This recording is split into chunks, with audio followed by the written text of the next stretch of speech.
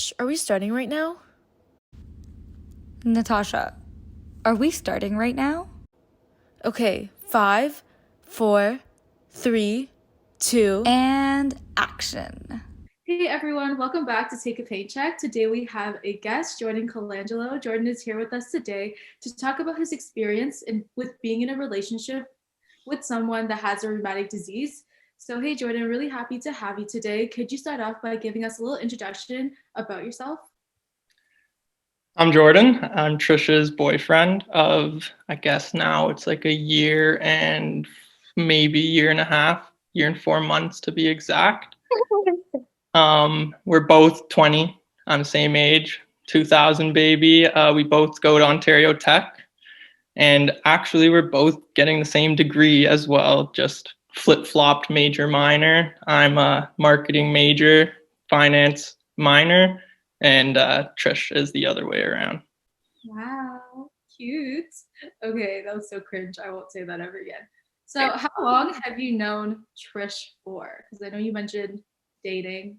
How long you've dated? So we've been together that long, and before that, we never formally or personally knew each other, but I saw her in classes, she's seen me in classes, being in the same program, and then one day in class we were put in the same group, and that's when we met. And I think it was about maybe 3 weeks, a month after we met that I had asked her to be my girlfriend, and we started dating, and it was, I guess, an actual title. He didn't ask me. I forced him to ask me. What? She proposed the question, and I answered the question with a question. I said, when are you going to ask me to be your girlfriend? And he said, how about now? It's very unromantic. We are not a romantic couple. Wonderful. In more detail, she was sitting there, and she looked at me, and she said, so when are you going to ask me? And I looked at her, and I said, we just came back from a date, so I guess we're dating. You're my girlfriend now. And that was it. Guys, that was all it was. Relationship tips, don't ask them. I'm kidding. Exactly, yeah. Yeah, I agree. Yeah, so I already kind of figured out where you met at university. Am I getting that right? Yeah. All right. Okay, so did you know about the arthritis right off the bat? I guess for the viewers watching and people who know about it, it's not something you can just see. So I had no idea that there was any condition or type of something going on with Trish in any way. I had no idea when I first met her. And it wasn't until that we got to talking and we got to get to know each other more. And whatever, we'd be planning going to like a bar or somewhere pre-COVID, going out somewhere, and she would mention having to take pills at night and stuff. And that's when I started to ask the questions, oh, like, what are these for? What do you watch yourself drinking for? All these sorts of things. And then once she told me, it was like almost a shock, because one of my grandparents has arthritis, and that was the first time I had even heard about it being in young people, youth, teenagers, young adults in general at all. So it was a big learning experience. Yeah. That's I think a lot of people would say that. Like, I don't think they would know what arthritis is off the bat, especially affecting young children or youth or teenagers. Yeah, but we've talked about it before, like the stigma behind having it. Like, you don't even realize what is going on with someone. And then, like, as Jordan said, I was never like straight out with it. Like, I never like straight out said, oh, I have arthritis. It was always like, oh, I have to do this. If nobody asks why, I don't explain it. Like, it's just something that I have to do regardless of who I'm with. Yeah. And dealing, like, personally having that experience with her, and her having, you kind of learn that she shouldn't need to explain herself. If she says this and this is how she's feeling, this is what she needs to do, and you really should never have to explain yourself. And I've learned that I know now, knowing what she goes through, that I hear what she needs and I can piece it all together and go, okay, like, yes, let's take a step back. Let's whatever, take a seat, take a rest, whatever we're doing. If we're on a hike or partying, jumping around, same sort of deal. Wow, you're so nice. That's all I have to say. You seem like a really nice person. Okay, you probably are. Thank you. No worries. Why are you looking at me? I think you're a nice person. Sometimes. Mhm. Sometimes. So what were your actual like first thoughts when you heard that Trish told you? Well, you asked these questions, but I guess she sort of had to tell you like I have arthritis. What was your like first impression, or what were you thinking? Like what was going on in your head? You're probably like, oh yeah, like my grandparents have it, but it's like, what did you actually like feel? Like what were the emotions? My emotions were, I don't know if this is common or not, but it was kind of like I was almost like nervous and anxious for her because right away I didn't fully understand what exactly is arthritis and everything. So for me, just hearing the word, like I automatically thought like the worst. And again, I was thinking about my older grandparents and how they're slow to move and all the struggles they have and how the difference with youth and rheumatoid arthritis in general, it's harder to see in a young person because you don't expect it. So as soon as she told me, I kind of looked at her like, are you serious? Like, I haven't gotten even an inkling that this is within you or that you have something that you worry about on top of regular life things. Yeah. On like if you think about it that way, knowing me, did you like knowing who I am and like what I've done in my past, and you knew me well by the time I started telling you these things. Mhm. Did you have like were you anxious about going into the future with it at that point? I wasn't anxious, sort of like I was worried about um, how we would work as a future or how we would work going forward. It was more so, it's like I thought to myself and kind of put it more on myself to think, can I do this? Can I be here for her? Can I be able to do the things she needs? Yeah. Rather than will she be what I need? It's more so, can I be what she needs? And that's what I worried about. Yeah, I like totally see why you would worry about that, because like obviously as like being in a relationship, like you have to care and like take care of people, and I feel like people that don't are not even in a relationship, or like are in a relationship where the person does not have like a chronic disease, they already have things to worry about, and now it's like extra, and then you're always trying to like prove yourself, like can I do this? And it's great that you sort of like asked yourself that and then went forward with the relationship, because you know that you're capable of, and it's great, you're clearly thriving, so good Thank job. you. Trisha's probably a lot to handle, but No, are you kidding?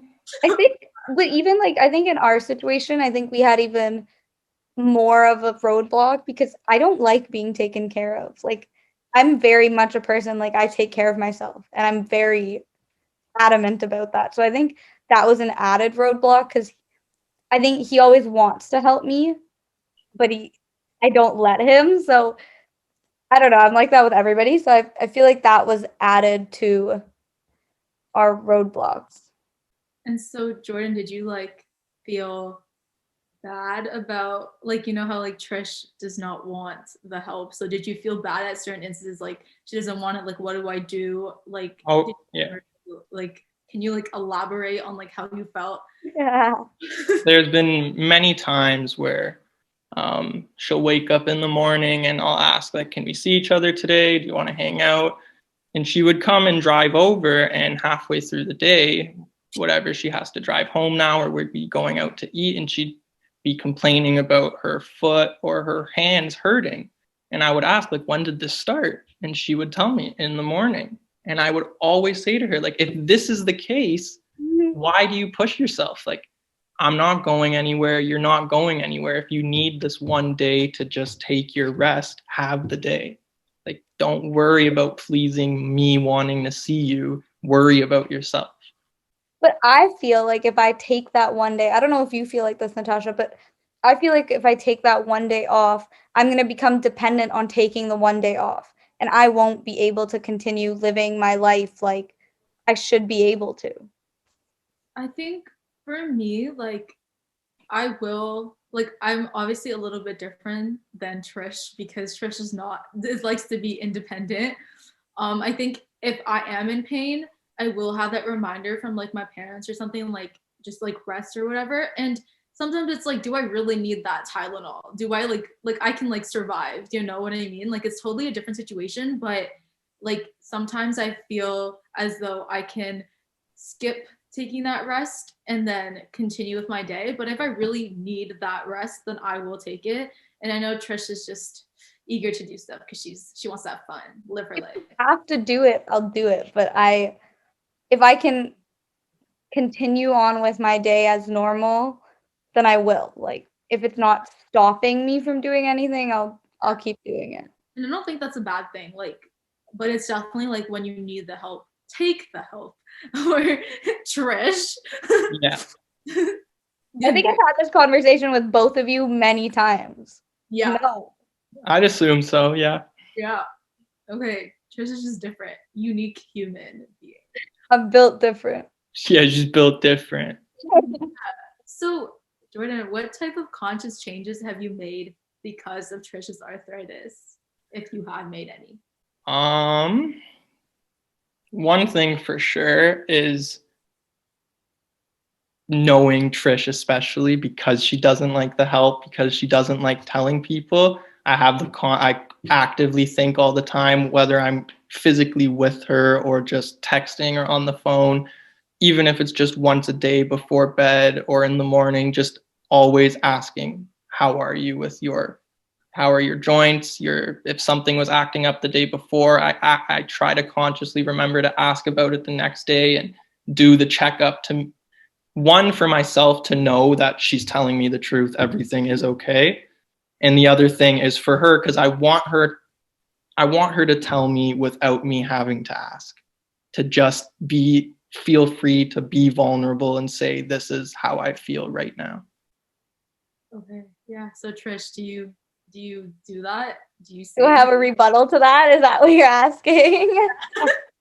I think I don't know if it was just the way I was raised, but I was very quick to just keep going. Like I've always been that person, and I've always this disease makes you resilient, and Natasha and I both know that. But I think I've always taken it a step further, and I know I'm extra. I know I take it far. I know this, guys. But I just, if something is hurting and I can live with it, I'm okay. But if something is hurting and it is really hurting, then I'm okay to talk about it. But I think it takes me a long time to get there with someone. Like there are still friends that I don't say anything to if something's hurting. Like there are still friends that I will just say, no, I'm busy, like to a plan, and not say why. But I think it's taken me a long time to be able to know that this is not a weakness, and I have to stop seeing it like that. And I still struggle with that daily, and so I'm still learning how to get through that. Yeah, for sure. I think you don't need to always justify yourself to people that are like whatever. Like maybe Yeah. just to people that will actually that actually care and want to I guess take care of you or talk to you about it. But I don't think you need to always be like, oh yeah, by the way, for me, I can't eat this cupcake. Like, oh yeah, because I have arthritis. Like, no, like you know what? You just know that I'm vegan and move on. Like, I don't need your explanation. Okay, so yeah, I understand that, Trish. Good job. So proud of you. So obviously, like when you first met me, you had no idea juvenile arthritis existed, and I'm taking a shot that it didn't really mean anything to you. Like the word didn't mean anything to you. Nothing having to do with it meant anything to you. But now, what do you think what does it mean to you? So to touch, like when you first told me about it, what I thought was I only thought about how it affects the individual physically. And now, knowing what I know and the experiences I've had with you, I realize that it's a lot more than just the physical, because you grow up with the sense of being different compared to everyone else. You don't know a lot of people that have the same condition as you, and what that does to someone growing up as a child, trying to build lifelong relationships and whatnot with close friends or just brand new people. Even like, for example, me and Trish, like when she first met me, I'm sure it was on her mind that I have juvenile arthritis, or I have this condition and I need to tell him if I need this to build as a relationship. And I think it does a lot to the mental as well as the physical, having this disease. And that's what it means to me now, is more than just what it does physically and how it affects Trish or you or anyone mentally, as well as the people around them, family, friends. Preach. That's all I can say. I did not know half of this stuff. I didn't know he thought about half of this stuff. Well, You now don't pick my brain enough. yeah. Wow, this is my fault. Ask the podcast questions on a daily. I'm kidding. So this is a question that I have for like both of you, I guess. So do you think that arthritis changes your relationship? I know we mentioned some aspects. Did you think it like change like I don't think Trish, have you been in a relationship without arthritis before? Oh, You no. have? No. Like all your relationships have been with Yeah. I don't know if how many okay. So I don't really know if this question really applies, but to Jordan, I guess, how do you think arthritis really changes your relationship? Comparing it to past relationships, the most definitive change is like you mentioned earlier, Natasha, is that in life you have all these things to worry about, and with this you have that on top of it. And that's the major change, is you're not only worrying about how do we work as a relationship, how are we going about school and jobs and whatnot. It's also, how does this affect, and how does this tie into Trish going to school one day? Maybe she wakes up and she's had a flare up and doesn't want to go to school. Yeah. So that would be maybe my time to see her, and I lose that. So you kind of, the major change is understanding that something's set in place, but this condition, disease, it's not working on anyone's schedule or anyone's agenda. It just happens, and you got to work with what happens. Yeah. And I guess when you did get into this relationship and Trish did tell you about arthritis, did you have any moments of like dipping? Bye. No, I never, it was never a deal breaker. Okay. Never, ever.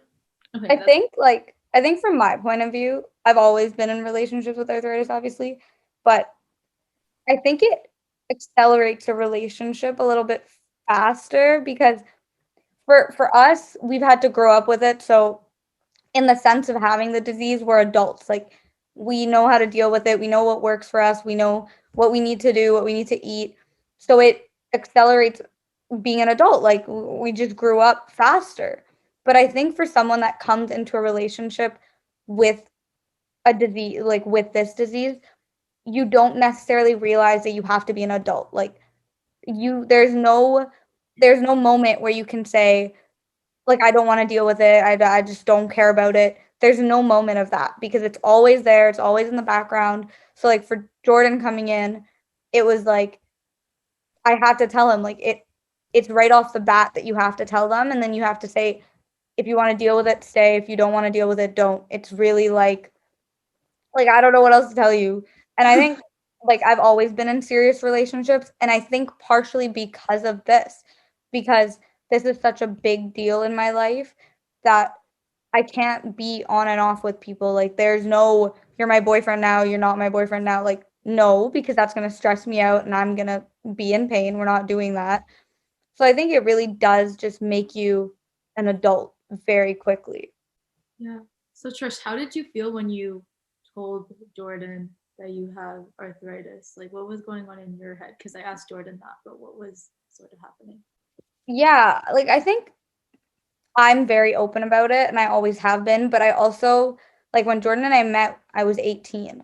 So I was I'd already had the disease for a number of years. Like I've already dealt with it. But I think I was at a point where I didn't justify myself to anyone outside of my family. So regardless of what I was doing, what I was taking, what pills I was on, I never explained. And so when I was ready and open to talk about it, I just kind of put it all, like I laid all the cards on the table and I said, this is it. You either like you can stay or you can go. Like that's really where I've always been on the situation. Okay, that's good to know. I'll use this advice for my future relationships. We can't wait till Natasha has a boyfriend. Okay, anyways, so do you guys party together? It's a random question. I'm assuming yes. Yes, we do. I guess not much partying going on with COVID, but we do still have, I don't know, I guess I live at school with some roommates. So the few times a weekend here and there, Trish will come up and we'll all hang out, Okay. drink a little bit, Yeah. indulge in some party activities. And So, Trish, how have you had to be conscious about partying with arthritis? I think I grew up like in high school, I wasn't very much of a partier, so I didn't really have to worry about it. I never liked drinking. And then when I got into university and like, I have like my friend group and we like to party. So we would go clubbing and stuff. I think you really have to be conscious because you have to realize where your end point is. And that's something a lot of people forget. Not even if you just have arthritis, like even if you're just a regular person partying and you don't have to deal with anything, you have to know where your end point is. Because if you don't know when to stop, you will hurt yourself, you will hurt your body. And like I was saying before, with this disease, you have to be an adult about it right off the bat. You can't black out, you can't do these things. You have to know how it's going to affect you. Like I can't stay up past 2 a.m. Like it's not happening because I know if I don't get a certain amount of sleep, I will be in pain the next day. So what matters more? Are you choosing the party or are you choosing your pain-free body? Like I think that consciousness, I always had it because my parents always offered me a drink at home. I was always conscious about drinking. So I think it was just kind of forced into me that as an adult, I had to be conscious of the fact that I was doing things that wouldn't make my body feel good. Yeah. And I think everyone, even like Trish said, even if you don't have a chronic disease, you always need to know when you need to stop. Yeah. And don't push yourself because you don't have to have a chronic, even if you drink, something might happen. Who knows? Okay, anyways, that's not Jordan has good stories about that. Oh, really? Do you want to expose yourself? one night went out to a club, and I would like to say I know my limits pretty well. And based off that night, I would honestly tell you that I don't think I went overboard. I'm not sure what it was. Maybe it was on an empty stomach or who knows. But I went out with my friends. I got to the club maybe around 12 a.m.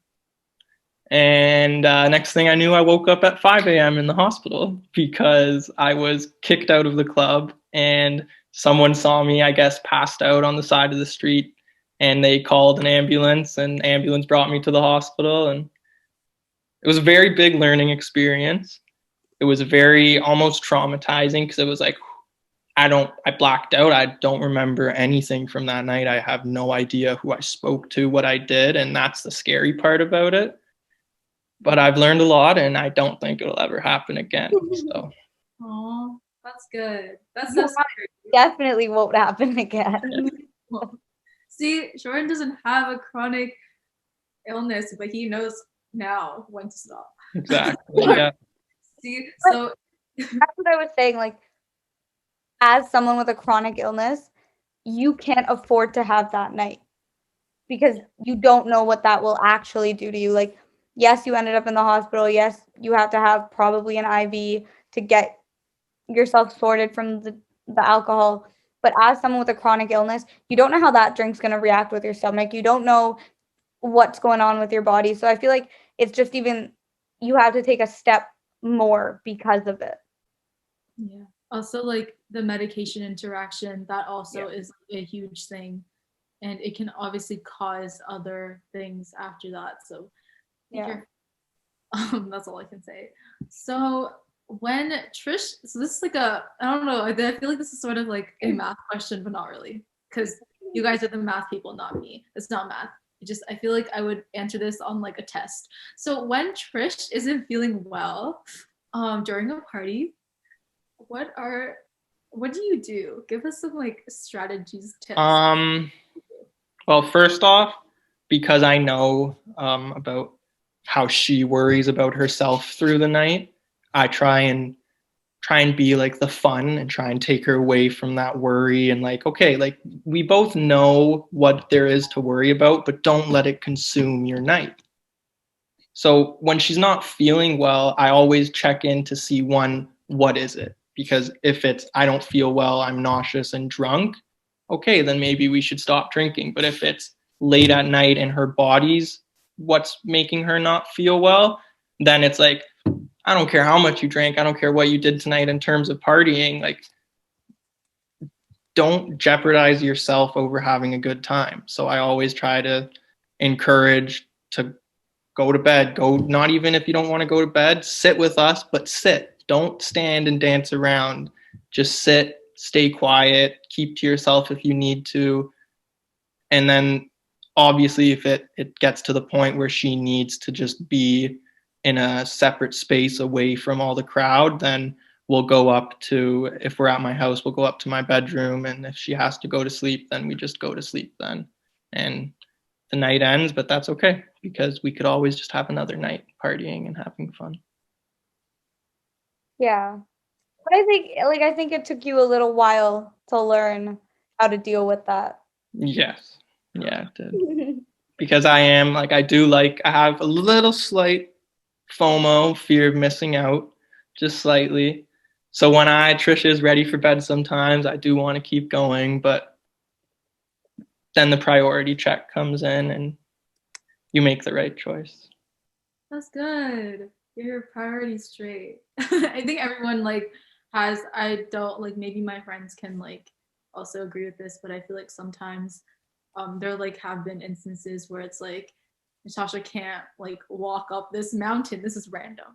Natasha can't walk up this mountain, but like everyone's like going ahead. So sometimes it's like, okay, let's stay back with Natasha and walk up slowly. But I feel like it takes a while to really understand that you need to know someone's limits, and like if you really care about them, you will help them out. And you can still do what you want. Go party another day without Trish. You just don't want to party without me. Okay. You don't like me partying without you.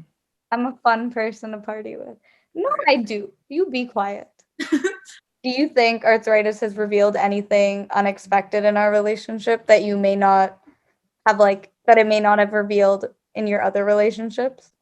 I don't know about revealed like a special something about myself or like a trait about me or being in a relationship.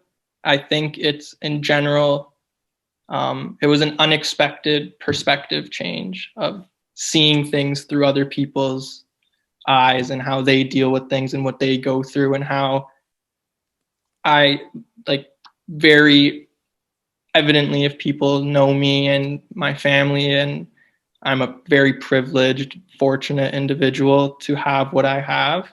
And knowing what Trish has been through with this condition, it's that perspective that things could always be worse. Like this is bad, but things could always be worse. Seeing the way Trish and you deal with it and you guys still carry on doing what you want to do, you still it gave me the perspective that this is bad, yes, but it could be worse and we can work with the best we can. That is very true. I feel like you see so many other kids that have it worse than you, and then you're just like, you know what, like it could have been worse. So like you said, like let's deal with what you have. Like it's the best for now. And so I think that's great. All right, before we kind of move on to our fun activity, I guess I kind of want to ask the last question. What is the best advice you could give to someone about dealing with arthritis in a relationship, or any advice that you have received about dealing with arthritis in a relationship? I guess Jordan, do you want to go first? Sure.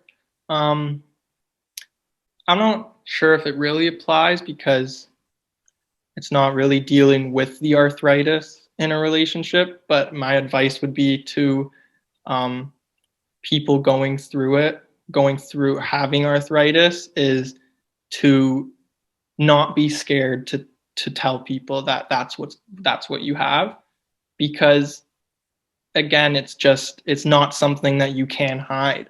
It's not something that you could just push off for the next, if you want to build a future 20 years of your life. Like, you need to let someone know, because if they're not going to be that person for you, then you don't want them to be that person for you, and you're saving yourself by them leaving and after they find out. So you need to say it early, have them find out, and really think about, can they do this? Yeah, I think that would be part of my advice as well, is don't be scared to tell the person and just be very open about it, because at the end of the day, it is a part of who you are. And yes, you can be resilient and you can just deal with it, but it's a lot easier to deal with it if other people are on your side. So just being very open about it. And it takes a long time to be so open about it, but you really have to just talk about it. I think that's the best advice that anybody could get. And I think from the other side of like not being the person that has arthritis, I think the best thing that you could do is ask questions, check up like Jordan does. He checks up on Trish when he can.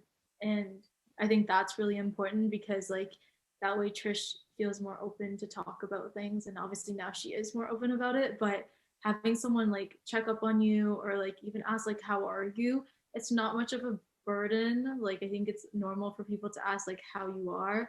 And so I think that would be like some sort of good advice on the other side. Yeah, Alright. I think not making someone feel different. Yeah. It plays a big role. Like, don't make me feel different because I have a disease. Like, I am still normal. I still can do all of these things, but just not to that extent. There's like what you were saying, Natasha, like very often, or before and previously in our relationship, not very often because I didn't think about it, but just the subtle difference of sending a text message saying, "What's up?" and "How are you?" Because sometimes, like, sorry, Trish, I don't really care what you're doing, but I do care how you are. I do care how you're feeling. So, you should ask that question very often. And also, it's not like just because you said how are you, it doesn't mean that it's just like about your disease. It could literally just be Exactly.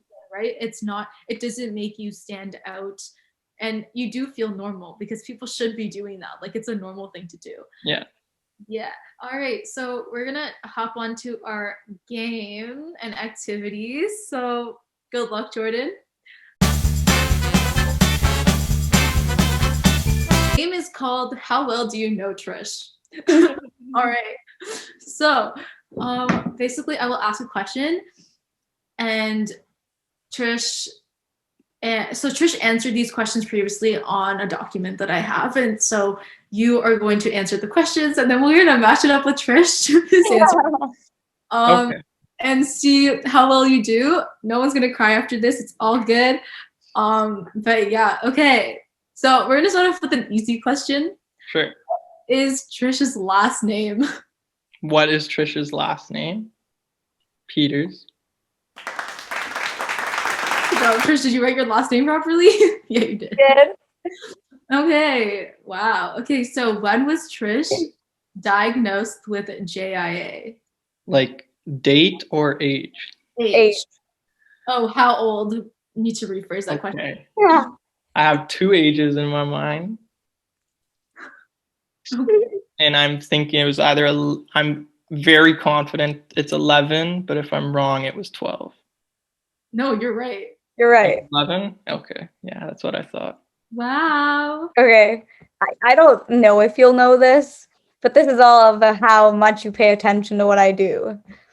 What was the date, or like the day of the first episode of this podcast? Like day of the week. It Like was a what? Sunday, and it Okay. was the first Sunday of March because March was, hold on, let me get this right. JIA month, or yeah. Wow. I Big, pay attention. I pay attention. big brains. What medications has Trish been on throughout her arthritis journey? It started with, the name doesn't sound like it should have to do with arthritis, but it does. Wait, what? Prednisone? Yeah, okay. Yeah, Okay, that's sure. what she started on. Next. Okay, and then Yeah, you we had just the want- injections, Mm-hmm. and was that one wasn't prednisone? That's what I was thinking was prednisone. No. Okay, so I know she had that, and then switched now to methotrexate, which she takes Yeah. So I've on had Fridays at methotrexate. night. Yeah. I don't think he'd know naproxen because I don't talk about it. No, Okay. I've never heard that. Yeah. Well, I you don't- know something new. So yeah, Trish has been on naproxen, methotrexate, and prednisone, and she's currently on methotrexate. Next. Okay. So you said what medication I am on right now, Hmm. but is it a pill or an injection? And have I changed the way I take it? It's a pill, for sure. Mhm. I know that. And you take it on Fridays, once a week Mhm. at night before bed. And I'm pretty sure it's 10 pills, and you used to take them one by one by one by one by one, and now you put them all in your mouth at once. No, I never took them one by one by one. But Okay, I then used I to don't. take, I What used to change get was it? injected. Oh, used to okay. I knew about that change. Yeah, I Yeah. didn't know if that's what you were talking about. You know the date and the No. time. No. Oh, of when she takes it? Yeah, I know that. Wow, talent.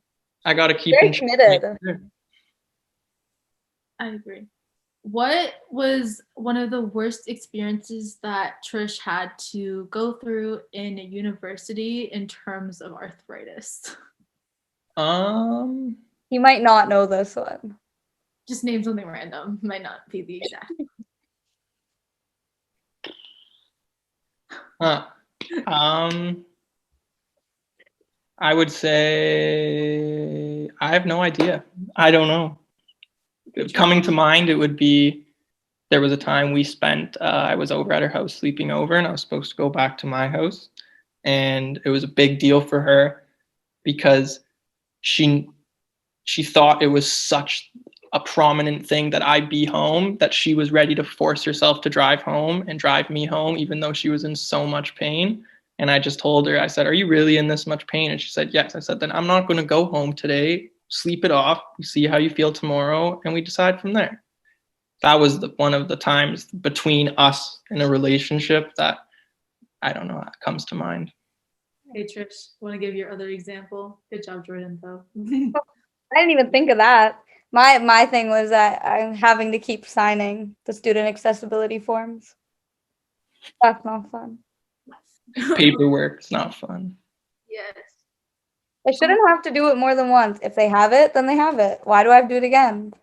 I'm pretty sure, like, in one of the other episodes, I think it was Manahil, and she mentioned that she doesn't have to do that. And Yeah. Every university is different. Yeah. Mm. So that's all I Okay. The next one is, what is my way of keeping my body from flaring? So tools. Like, think of tools, I guess. When I hear that, I think of, like, she uses KT tape a lot. She uses BioFreeze. Yes. I don't have anything. That's all really that's like very common, and like she always has it on her. Like, she comes to my house, she brings KT tape. She goes, I don't know, we've been to a cottage, she brings KT tape, BioFreeze. She always has those with her. All right, Trish, I'm gonna buy you some KT tape on your birthday for fun. Like, Do it. Yeah, I need that. Do it. I No. would love that. I have a really funny story. It's not that funny, but last night I was like on Snapchat with Trish, and I was wearing a wrist brace, okay, because like I wanted to watch something, but like my hand was pretty from like holding my phone, and like it was really funny because I snapped her with my wrist brace, and then she goes and like snaps me like, was it KT tape on like your finger, like, And I was just like, she's like, I'm like, oh, twins, matchy. And I was like, okay, like that's so sad. But yeah, I just thought it was funny because I've never stopped someone that had like something similar to what I had. Like, you know, that was my story. It's probably not funny. I'll like insert some ha ha ha's there. So good job, Jordan. We're on question 8. This is such an easy question. Even I can answer this. What does Trish do when she's in pain? Sleeps. No. Personality-wise, Jord. Yeah, Oh, personality-wise, yes. she cries. No, I don't. Who cries? I don't know this answer. Wrong. What do you do when you're in pain, personality-wise? You would know it. I just feel like I feel like the question needs to be worded differently, but whatever. okay, say the answer. Is hide it. I don't. Oh, yeah, that's very, very, very true. Did we word it like incorrectly? No. I just think No, I just didn't think of that. it's really broad. Yeah. Okay, this is such a I was thinking more, how does she deal with it? Coping. But I guess coping is hiding it is her coping. What's my favorite drink? Alcoholic drink or drink? Drink. Coca-Cola? No. No, I don't know. so I funny. can. Water. Good. Well, that's one correct. Next. Oh, there's another one? There's 2. I find this so entertaining. This is how we talk on a daily basis. Mango juice. I don't know. Iced coffee. That was bad. I'm actually disappointed. Even I know that she bought those cups from Costco that look like Starbucks cups.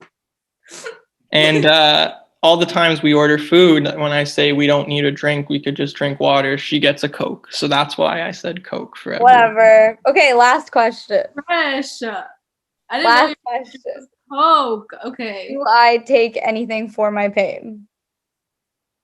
Like in terms of Tylenol or Gravol or just over the counter or not over the counter, just on the shelf stuff. No, she hates it. Why? She doesn't hate the thing. She doesn't hate the drug. It doesn't make her feel bad or nauseous or anything. It's her, I want to say, ego, because she doesn't want to give in. She doesn't want to give in and take that painkiller and Not an admit ego that she thing. needs the help. No. It doesn't help me. Like, if it doesn't make me feel better, why would I take it? I take it. Like my mom, whenever I'm in pain, she's like, go take a Tylenol. I'm like, okay. My mom says that too, but it doesn't help me, so I don't do it. I don't know if it helps. Like yesterday, like I had a hip pain. I just took it, but I don't think it helped. But anyway, that was the end of our game. Jordan, good job. You know me better than I thought you did. You got more right than I thought you would. Good. Thank you so much for joining us today. It was a very good discussion, better than I thought it would be. Is that an insult? No, not to you. To me. Okay. It was. Like, you've never been on a podcast before, and I don't think we've even ever talked about this stuff. So it was a lot better than I thought it would be. I think it was better than you thought it would be too. So I it's had fun. That's a lot. So of did fun. I. Thank you for having me. Thank you for showing up. It's So hard to miss it when your girlfriend forces you to do it. So everyone make sure to like, comment, and subscribe. And if you're listening through Spotify or other streaming platforms, make sure you follow us and download this episode. We'll see you all next week on Take a Pain Check. The information that we are sharing today is our own personal experiences and does not constitute as medical advice. Please check with your doctor for medical advice that is suited to you and your condition. Thank you.